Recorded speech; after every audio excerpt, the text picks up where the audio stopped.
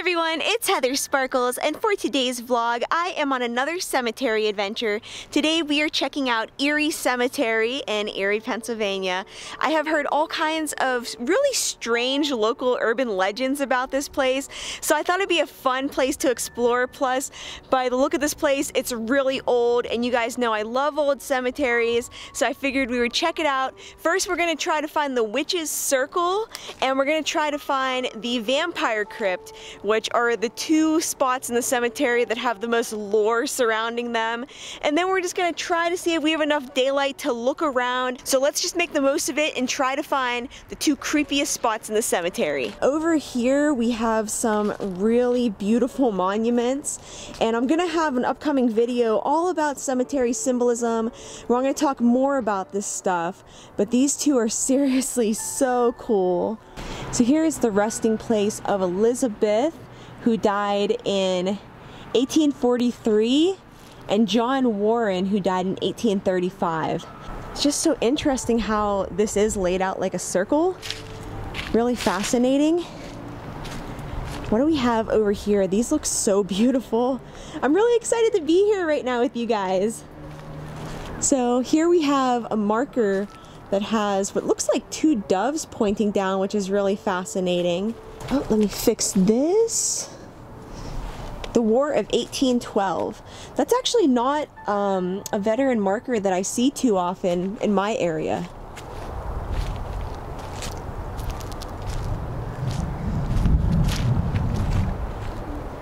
This place is so beautiful. So I should have actually looked up where exactly these two spots in the cemetery are. I was told that if you find the Vampire Crypt, which has just the craziest stories surrounding it, that the Witch's Circle is not far from there. So let's just enjoy our little walk through the cemetery trying to get there.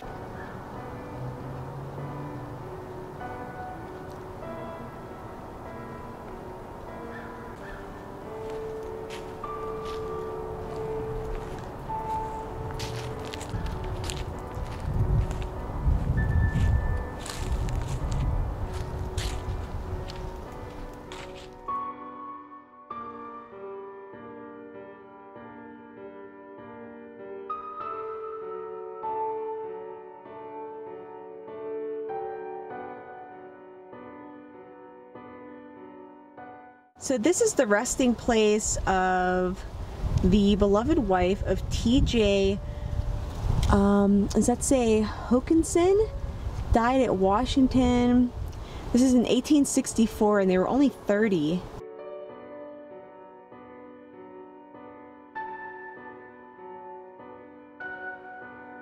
So she was definitely very well loved to get a monument like this. I mean, this is absolutely beautiful.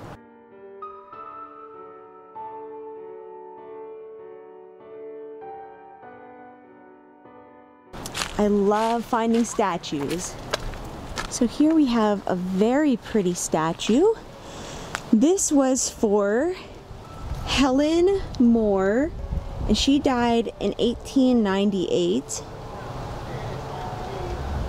And there's this absolutely beautiful statue. I believe that's the Virgin Mary. And next to her we have an urn that has a wreath of flowers around it, and of course there's the veil on it. Gorgeous. Oh wow, look at this one on the ground right here. So they have the hand pointing upwards, which means a belief in heaven. Alright, this is quite creepy looking. Oh my goodness, look at this gentleman on this monument.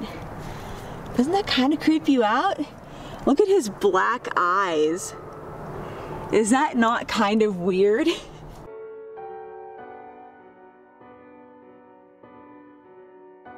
Thomas H. Sill, he died in 1856 at 72 years old.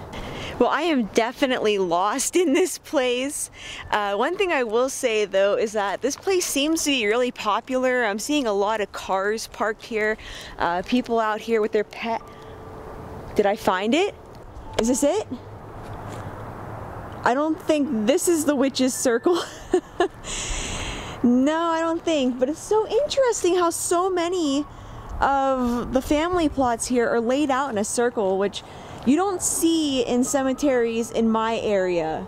So this is really fascinating. So every time I come across one of these circles, I think, oh, did I find it? But I actually didn't find it yet. Is this one facing this way? Yeah, these two are facing towards me, and the other two are facing that way, and then they're facing this way, and then I think that way. Oh boy. So because I didn't come prepared, it took me a little bit to find the Vampire Crypt, but I finally found it, and I wanted to share with you guys some of the urban legends surrounding this. The mausoleum is owned by Gertrude Brown. The first body interred was G.W. Goodrich, who died November 14, 1884. Cemetery records show 7 individuals in total are there, but the records are incomplete. One legend states that within the vault lies the body of a true vampire. The man had journeyed to Romania, and upon his return he died of consumption. After his burial, dead bodies were being discovered in the area. Each of them had puncture wounds on their necks, and their bodies were drained of blood. A caretaker discovered what was happening. In response, the crypt was burned, the doors chained, and the name above the opening was removed. Another legend says that in the 1930s, armed with a chisel and crowbar, a young man was able to enter the tomb. He entered the tomb to discover a rotten wooden coffin that enclosed a desiccated corpse. To have proof that he made it inside, he snatched the ring from its withered finger and fled the scene before the sun rose. The boy ran to his best friend's home to brag about what he had just done. The boy swore his friend to secrecy and then returned home to go to bed.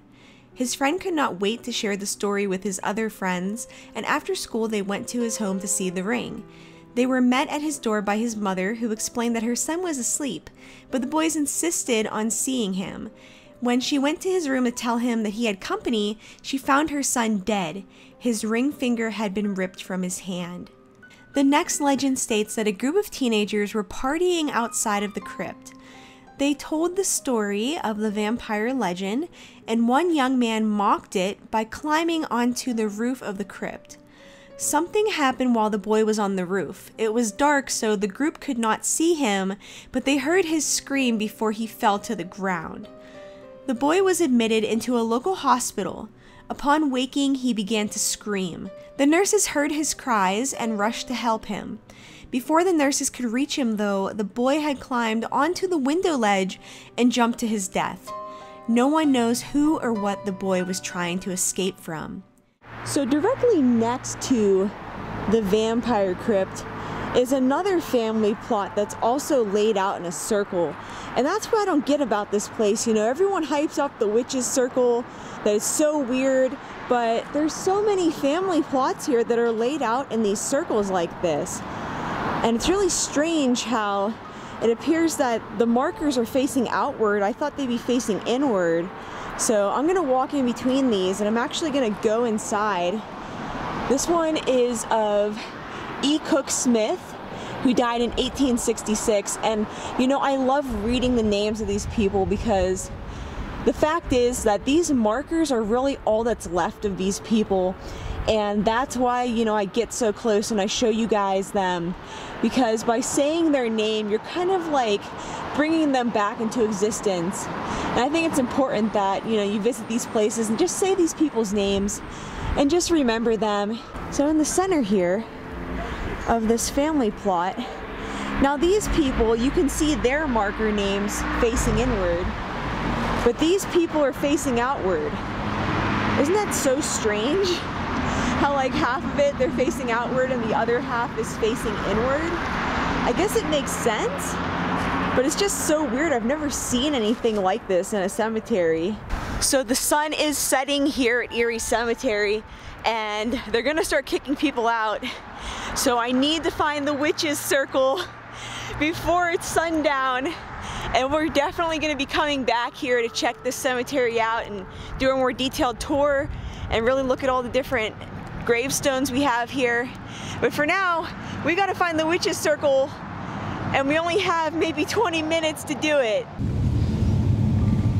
Okay, it's in section 34. Okay. So let me look up, see where section 34 is. Is that it? That's 14. Okay, so where we were was in 29, so 34. Okay, so along Chestnut Street, which is that road that was 10 right near behind, the road that was behind where the vampire thing is. Yeah.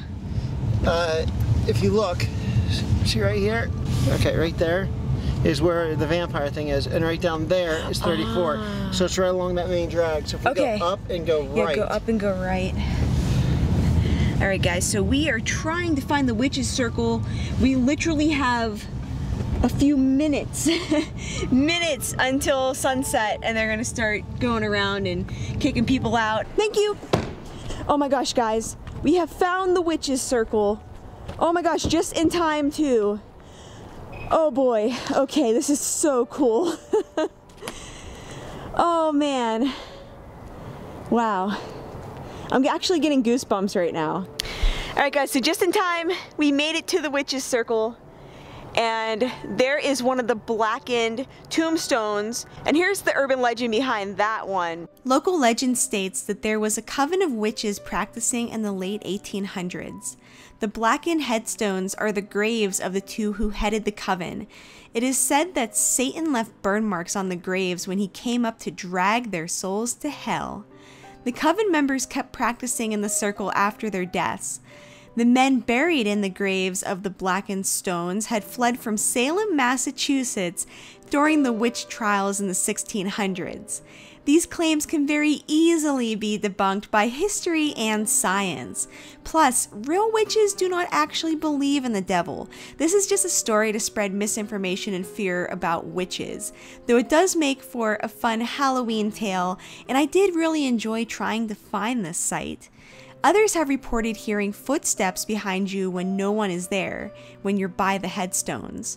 Another story shared by both the Vampire Crypt and the Witch's Circle is that a big black dog will attack you, though it disappears right before it bites. No one has seen this ghost dog for a while, but a real coyote does roam the area. So guys, this is not actually blackened by hellfire or pagan rituals. It's from acid rain, but it does make for a really fun story, doesn't it? I just don't really get why this spot in particular is like the spot in the cemetery, because, you know, the circle isn't really as exciting as some of the other, you know, family plots here. So there's supposed to be a stone that was eaten up by the tree. You can see this one right here was. That is so cool. So in memory of Luther Douglas, who departed this life May 14th, 1834. He was 42 years old, and he has some very interesting symbolism on his grave here. So it's kind of interesting how people think that this is the resting place of a Salem witch, when it's actually the resting place of a male who is actually a veteran. But yeah, I mean, it's not that scary in person. Like, I wouldn't look at this and have like a whole legend around it in my head, but it is a pretty cool little spot in the cemetery, and it was fun to hunt for. All right, everyone, so that was all that I could do today at Erie Cemetery. I wanted to check out the 2 urban legend spots for you guys. I gotta admit, they are pretty creepy spots here in the cemetery, but I think that it's all just silly urban legends, but it is really fun to hear stories like that and then to visit sites like that. So that's all for today's video. I wanted to thank you all so much for coming along on this adventure with me. If you want to see more cemetery videos, let me know by hitting that like button. And if you know of any weird places in Pennsylvania that you want me to do a video on, please leave your suggestions in the comment section down below. I want to go on a lot of adventures this year, and I want to take you guys along with me. So until next time, stay positive and stay weird. Bye, everyone.